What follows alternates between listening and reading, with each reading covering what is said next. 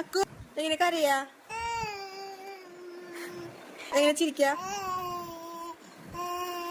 എങ്ങനെ flying kiss തരാ? എങ്ങനെ തമ്പാ ചാമീൻ തരാ? തമ്പാ ചാമീൻ. എങ്ങനെ ടാറ്റ തരാ?